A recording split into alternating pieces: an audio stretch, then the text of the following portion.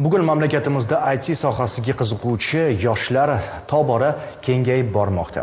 Bu qiziqishlarga munosib javob qaytarish maqsadida davlatimiz tomonidan yigit-qizlar uchun ko'plab imkoniyat va sharoitlar yaratib berilmoqda.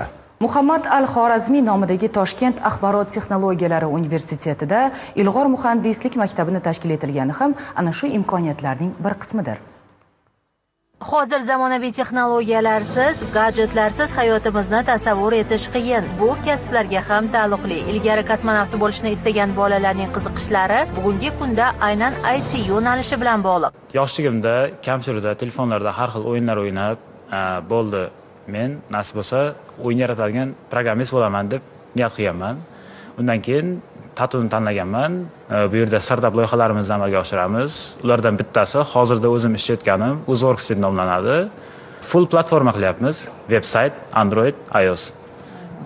Telegram bot ham bo'ladi. U yerda foydalanuvchilar e'lonlarini joylashtirishadi.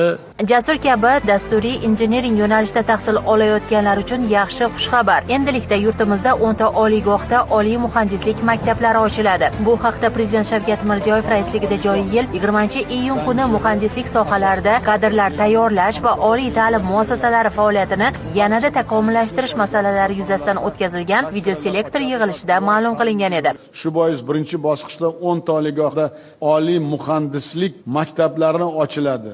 Har bir korxona oliy muhandislik maktabida laboratoriya ochish va jihozlash uchun dastlab 5 milliard so'm, keyingi yillarda esa 2 milliard so'm har yili berib boradi. Oradan qariyb 3 hafta o'tib, Muhammad al-Xorazmiy nomidagi Toshkent axborot texnologiyalari universitetida ilg'or muhandislik maktabi o'z ishini boshladi. Bugun biz bu yerda Toshkent axborot texnologiyalari universitetida sun'iy intellekt, kiberxavfsizlik va axborot texnologiya yo'nalishidagi ilg'or muhandislik maktabini ko'rdik. Bu birinchi qadamlar bo'lib hisoblanadi. Endigi bizning asosiy bir qo'yiladigan maqsad ushbu laboratoriya bazalaridan samarali foydalanish. Bugun ko'rgan ilg'or muhandislik maktabi tizimi to'liq prezidentimizning biz oldimizga qo'ygan vazifalarini hayotga tatbiq etish imkoniyatini beradigan markazlardan biri hisoblanadi.